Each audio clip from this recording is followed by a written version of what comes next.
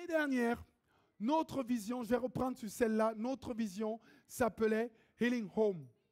Et c'était simplement, vous vous rappelez ce qu'on avait dit, ce qui était là l'année dernière, parce que chaque année est jonchée d'une vision. L'année d'avant encore, c'était notre vision, c'était trouve ta place. Et on disait à la rencontre. Ça veut dire que depuis 2 ans, c'est resté quand même dans votre tête. C'était à la rencontre. Ça, c'était notre vision pour que chacun trouve sa place.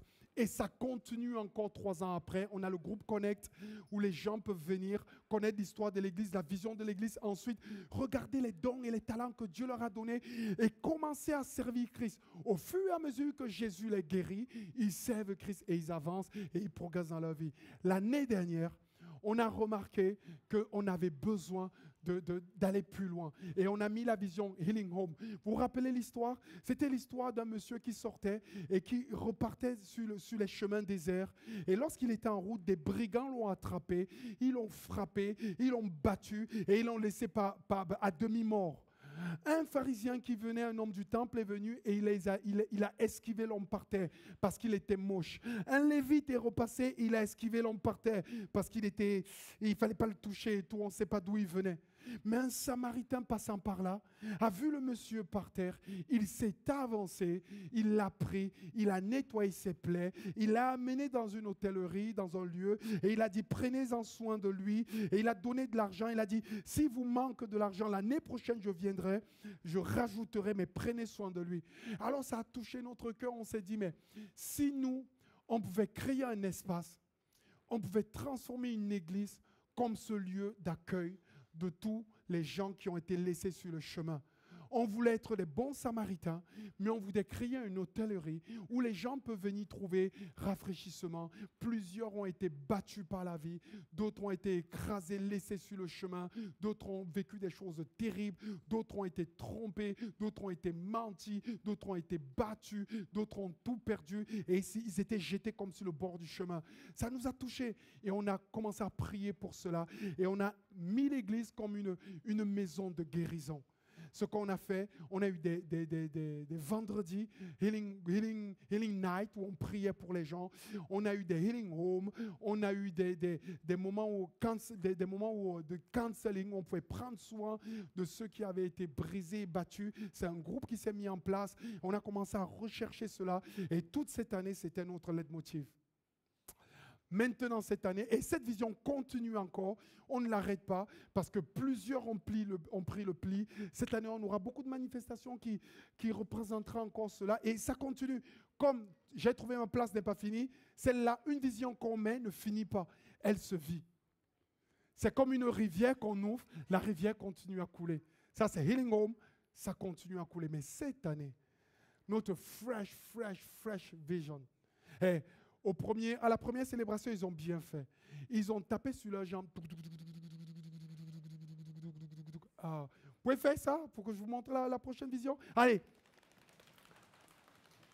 Oh. Hey, attendez. Il y a tout le monde qui ne le fait pas, Tout le monde, même les enfants.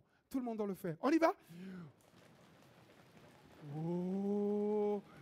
La nouvelle vision de l'église de la rencontre, c'est Kingdom Come. Notre cœur cette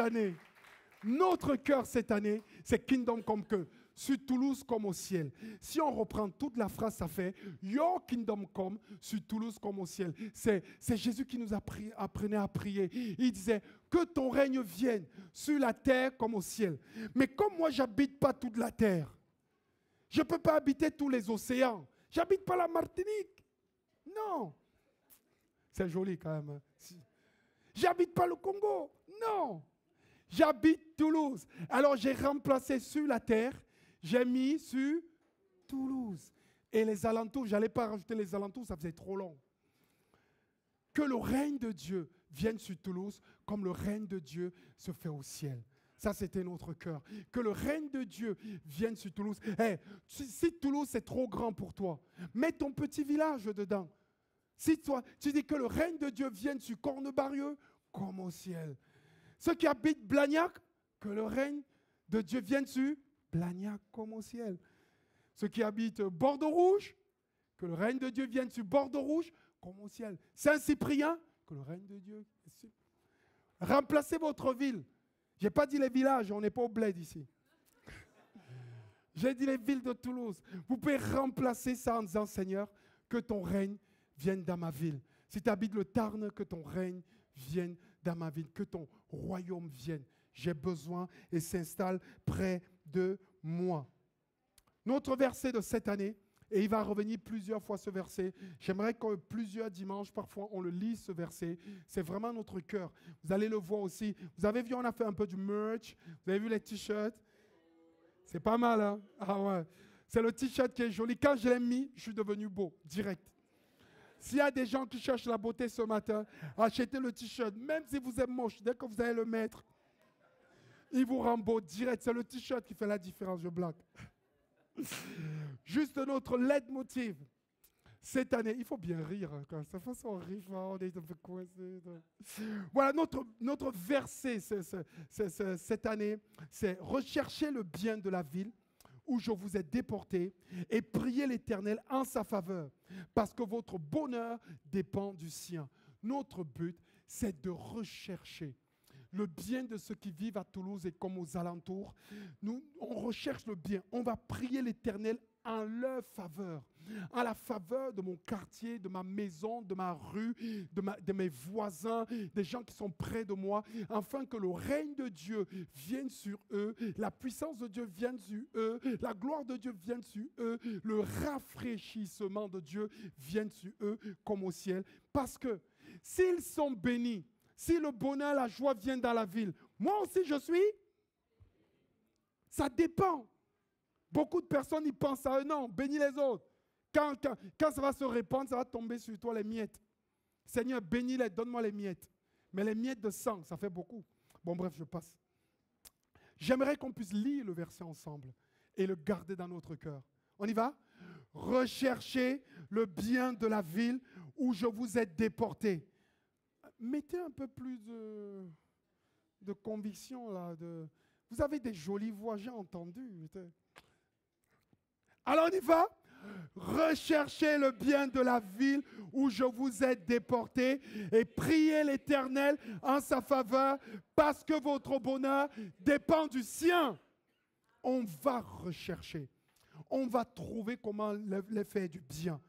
On va regarder la satisfaction que nous aurons. C'est de faire du bien. Il y a une joie à faire du bien. Ça marche avec la prédication de la semaine dernière qui parlait de la générosité. Il y a une joie à faire du bien aux gens, que ça nous revient sur nous. Et le passage qui m'a marqué, qui montre un peu l'état de notre cœur pendant cette année, je le lis dans Matthieu 8. C'est vraiment un passage qui m'a touché et qui m'a permis de vraiment dire, mais quand tu penses de rechercher le bien de la ville, quand tu dis « Your kingdom come » sur Toulouse comme au ciel, qu'est-ce qui te marque? Qu'est-ce qu'il y a dans ton esprit? Voilà ce passage que j'ai lu. Lorsque Jésus fut descendu de la montagne, une grande foule le suivit. Et voici un lépreux s'étant approché, se prosterna devant lui et dit « Seigneur, si tu le veux, tu peux me rendre pur. » Jésus étendit la main, le toucha et il dit « Je le veux, sois pur. » Aussitôt, il fut purifié de sa lèpre. Puis Jésus lui dit « Garde-toi d'en parler à personne, mais va te montrer au sacrificateur et présente l'offrande que Moïse a prescrite afin que cela serve de témoignage. » Ce passage m'a touché. Et je me suis dit, Manou, est-ce que ta vie passée, et même encore aujourd'hui, ne ressemble pas à celui d'un lépreux? Dans l'Ancien Testament, la lèpre n'était pas simplement une maladie physique, mais c'était un symbole d'impureté, d'exclusion et de jugement. Les lépreux vivaient isolés. Les lépreux vivaient rejetés de la société, éloignés de tout ce qui était culte, privés de toute relation normale. Quand je repense à ça, je me dis, waouh, waouh. Il y a beaucoup de personnes ici, ils n'ont jamais vu réellement un lépreux. Moi, j'ai habité à côté des lépreux. Parce qu'en Afrique, au Cameroun, quand tu sors du centre-ville, il y a un rond-point qu'on appelle le rond-point de la Poste, à Yaoundé. Et en face, tu as un magasin, Ça n'existe plus maintenant. Ici, vous avez des Auchan, Leclerc et tout. Nous, on a un magasin qui s'appelle Score. Et c'est en face de la cathédrale.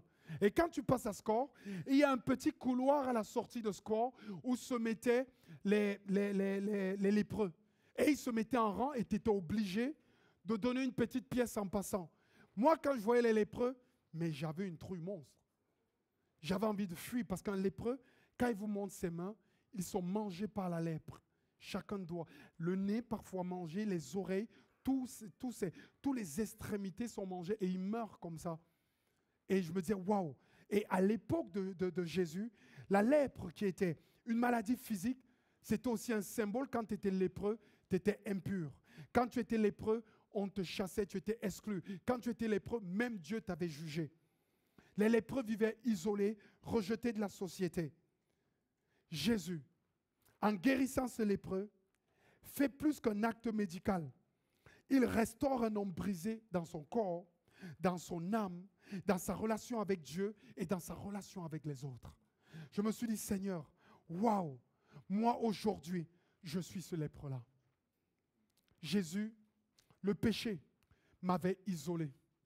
Le mal, parfois le péché que j'ai commis et le péché qu'on a commis autour de moi. Parfois le péché de mes parents, parfois le péché de mes voisins, parfois même le péché de mes aïeux. J'ai encore aujourd'hui des gens dont les parents étaient esclavagistes, qui en souffrent aujourd'hui en disant, mais comment mes grands-parents ont pu faire ça aux gens? Et ça marque leur vie. Parfois le péché des uns agit sur moi. Le péché m'a isolé. Le péché parfois m'a blessé. Il m'a rejeté. Mais aujourd'hui, Jésus vient vers moi pour me purifier et me rétablir. Je me dis, Seigneur, merci. Merci. Jésus a fait 3 actions auprès de ces lépreux et c'est ça qui m'a touché. 3 actions. Hashtag aujourd'hui, je suis ce lépreux-là. Moi, je pense que dans la ville de Toulouse, il y aura des personnes, quand on regarde toute la ville de Toulouse, il y a des lépreux. Il y a des lépreux. Des gens qui pleurent. Des gens qui souffrent. Comment imaginez-vous que les jeunes sont tellement mal que la 2e cause de mortalité chez les jeunes en France et à Toulouse, c'est le suicide. Ils sont tellement mal qu'ils se tuent. Parfois, on est tellement habitué à vivre dedans qu'on se dit, mais c'est normal. Tellement les gens sont mal qu'ils se jettent sous un pont, convaincus et attachés que rien n'est plus possible. Tellement la douleur et la prison. Parfois, la lèpre, c'est bien sûr comme une prison. La lèpre, c'est parfois la dépendance psychologique, la dépression. Aujourd'hui, en France et à Toulouse, on est les premiers consommateurs du monde d'antidépresseurs, d'anxiolytiques, premiers consommateurs du monde. On a plein de lépreux.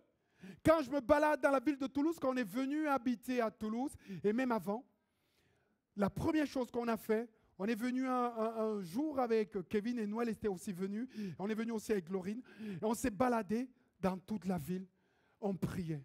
Et quand je priais dans la ville, je me baladais dans les parties de la ville de Toulouse, je voyais tous ces gens. Oui, certains voyaient les vêtements des gens qui parlent, mais moi je me disais, mais où est les lèpres? Ils sont lépreux. En quoi Satan domine sur eux? Que fait le malheur autour d'eux? Si je suis sûr que lui, sa mère a divorcé. Lui, il tient un boulot qu'il n'aime pas. Lui, il est triste. Elle a peur de la mort. Si la mort vient, elle ne sait pas où elle va. Lui. Et je voyais une communauté de lépreux. Et en même temps, quand j'étais au centre-ville, je me rappelle, à 21h, on était avec Kevin à la place du Capitole. Et on prenait le temps pour prier et on élevait nos mains. Et on demandait au Seigneur, guéris cette ville. Regarde tous les habitants de cette ville. Fais un miracle. Bénis-les, aide-les. Il y a tellement de lépreux, tellement de personnes qui sont désespérées. Et on se disait, mais si un jour, Dieu nous permet d'avoir une église, mais que ça soit un lieu, mais que ça soit une église qui est le cœur pour toutes les personnes lépreuses. Parfois, certains, ils oublient qui ils étaient. Parfois, d'autres oublient même qui ils sont actuellement. On est comme ces lépreux-là, parfois mis à part, isolés, insultés, méprisés, rejetés. Mais Dieu est bon à notre égard. Il est bon pour nous. 3 choses m'ont marqué des gestes de Jésus sur ce lépreux. La première chose, hashtag je suis ce lépreux-là. Jésus s'est laissé approcher par le lépreux. Moi, en Afrique, quand j'ai vu le lépreux, j'ai tapé un sprint. Il m'a fait flipper parce qu'il m'a demandé l'argent. Il a tendu ses mains. Quand j'ai vu les mains, j'ai tracé. Après, je suis revenu. Je n'étais pas chrétien, hein, mais j'ai tracé, je suis revenu. J'ai dit, s'il me touche avec ses mains, s'il vient là à côté. Quand un lépreux venait, tu fuyais. Il y a des gens autour de nous, ils nous font fuir. Moi, ce qui m'a plu, c'est que Jésus s'est laissé alors que tout interdisait. Il disait que le lépreux ne doit pas s'approcher de... Combien il disait? 4 coudées ou 2 coudées? Il faut que je vérifie. Normalement, dans la loi juive et dans la loi juive, c'était le nombre de coudées. Le lépreux, pour que tu ne sois pas déclaré impur, il devait rester à une certaine distance, à un certain nombre de coudées. Si tu avais traversé le nombre de coudées impartis au lépreux, tu étais déclaré impur. Mais Jésus, il brise cette loi. Il arrache cette loi. Il est le Fils de Dieu. Normalement, c'était le lépreux qui devait rester à distance. Mais ici, il ose s'approcher. Ce geste est risqué. Il brise la loi sociale et religieuse. Pourtant, Jésus ne recule pas. Il voit le lépreux arriver. Il ne recule pas. Cela révèle un Dieu qui ne fuit pas devant nos impuretés, qui ne fuit pas devant nos prisons, qui ne fuit pas devant nos détresses, qui ne fuit pas devant notre malheur, qui ne fuit pas devant notre souffrance. Il ne recule pas, mais qui accepte notre approche sincère. Il ne recule pas. Si aujourd'hui ta vie est difficile, dis à ton voisin, il ne reculera pas. Ce que tu as affronté, il ne reculera pas. Il ne reculera pas. Moi aussi, marqué par mes fautes, mes échecs, mes hontes, je m'approche de Jésus. Le péché isole, mais la grâce de Dieu attire.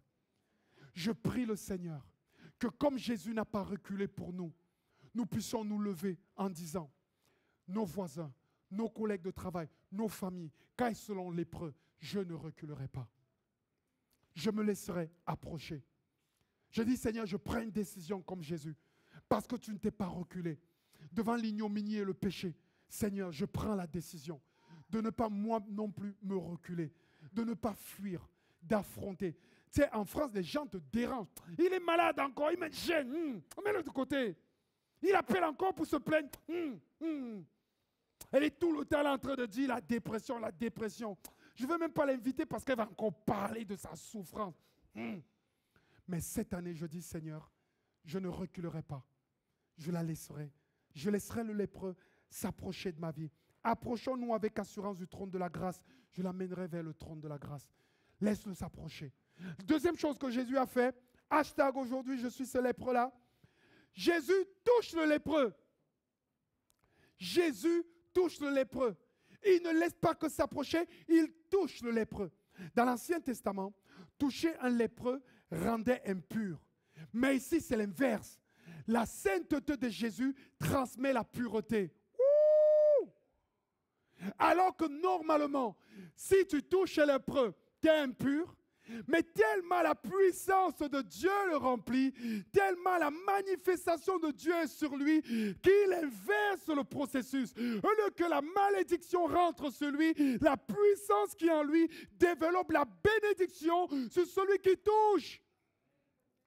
Mon frère, ma soeur, alors qu'on ne doit pas te toucher, c'est l'inverse.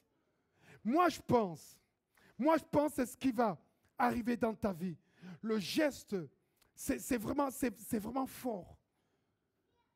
Il y a des personnes qui disent, je ne laisserai plus m'approcher et je ne vais pas le toucher.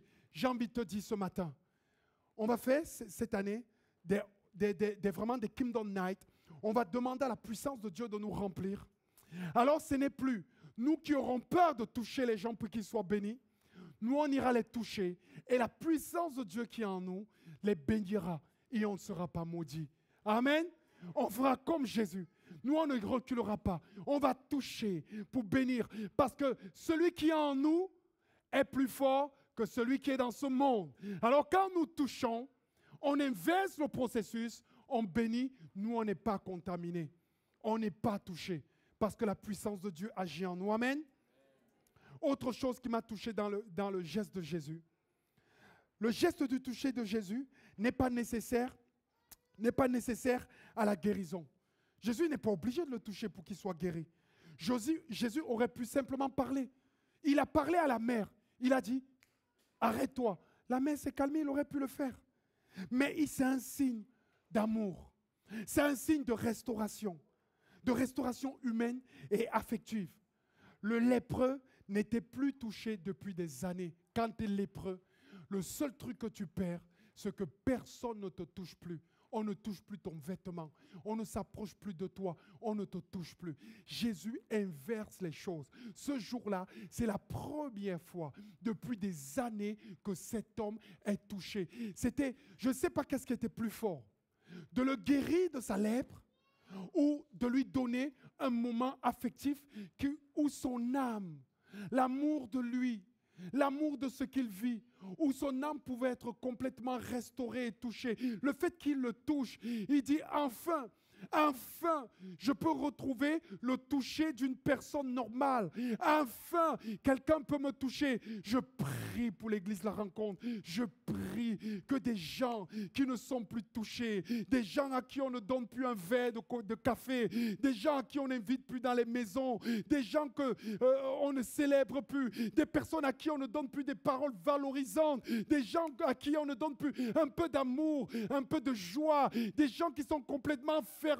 J'espère que l'église La Rencontre, on pourra se lever, on pourra toucher ces lépreux par la puissance de Dieu. Je prie que ça puisse être notre cœur pendant cette année en disant, wouh, ce lépreux qui n'a pas été touché depuis des années, Jésus prendra un héros de l'église La Rencontre pour aller toucher ce lépreux-là. Oh, c'est ma prière. Pour que la guérison physique soit là, mais la guérison de l'âme soit aussi là. C'est fou. Je suis ce lépreux, privé de contact à cause de mes fautes. Mais Jésus me touche malgré mon état. Là où les autres s'éloignent de moi, Jésus s'approche et pose sa main. Là où les autres s'éloignent de moi, Jésus approche sa main et pose sa main. Quand Jésus a fait ça pour moi, j'ai dit, Manu, quand tu ne sais pas pourquoi vivre, écoutez-moi bien ce matin, quand tu ne sais pas pourquoi vivre, vis pour une cause qui te dépasse. Vis pour une cause qui est plus grande que toi quand tu ne sais pas pourquoi vivre. Quand Jésus a touché mon cœur, j'ai dit, Seigneur, à qui dédier ma vie? Je vais vivre pour une cause qui est de sauver les âmes et redonner l'espoir dans cette ville. Viens, je te ferai pécheur d'âme. Ça, c'est ce que Jésus a dit à Pierre. C'est aussi pour nous. Ce ne sont pas les bien portants qui ont besoin de médecins, mais les malades. La troisième chose que Jésus a fait, hashtag je suis ce lépreux-là, Jésus a proclamé un avenir social et spirituel pour ce lépreux. Un avenir social et spirituel pour ce lépreux. La Bible dit, Jésus envoie l'homme vers le sacrificateur, le prêtre de l'époque, pour qu'il soit officiellement intégré dans la communauté. Quand tu avais la lèpre, quand la lèpre était guérie, tu allais te montrer chez le prêtre, le sacrificateur. Il déclarait que tu n'avais plus la lèpre. Ainsi, tu pourrais repartir chez toi, construire ta maison, te marier, avoir des contacts avec tout le monde et tu étais accepté dans la communauté. Donc, quand il lui dit, va te montrer au sacrificateur, il lui dit, hey, c'est comme une réintégration. La guérison n'est pas seulement personnelle, elle ouvre à une restauration sociale et spirituelle. J'aime ce Jésus-là. Il ne va pas simplement guérir les hommes, il va leur donner un avenir. Un avenir. Jésus ne veut pas simplement purifier mon cœur, mais il veut aussi rétablir ma relation avec Dieu, rétablir ma relation avec l'Église, rétablir ma relation avec la société. Il vient rétablir les relations. Tu pourrais ainsi parler à Dieu, tu pourrais ainsi vivre dans l'Église de Jésus-Christ et avoir une place. Tu pourrais ainsi réapprendre à vivre dans la société avec plusieurs relations fructueuses et bénissantes. Le pardon de Jésus n'est pas simplement un soulagement intérieur, mais une nouvelle identité. Si quelqu'un a en Christ, il est une nouvelle créature. Comme le lépreux, je ne suis plus un exclu. Je suis un enfant de Dieu, membre de sa famille, témoin de sa grâce. J'ai juste envie de te dire, mon frère, ma soeur, voilà ce que Jésus va faire. Il va te donner autre chose dans ta vie. Je pense que on assistera à quelque chose de mémorable. Oh mon Dieu, quand j'ai donné ma vie à Jésus, il avait pardonné mes péchés. Et après, il m'a dit, reprends le lycée. Intégration sociale. Après, il m'a dit, va à l'université. Après, il m'a dit, va à l'église. Après, il m'a dit, sers-moi. Après, il m'a dit, agis. Après, j'ai vu que réintégration de mon cœur, réintégration dans l'église, réintégration sociale, j'ai repris. Waouh! Et ensuite, il m'a fait, hé Manu, tu vas te marier. Là, j'ai dit, Dieu, tu déboîtes. J'ai dit à Dieu, tu déboîtes tout, Seigneur, tu es extraordinaire. Et j'ai dit, Seigneur, merci pour ce que tu es, pour ce que tu fais.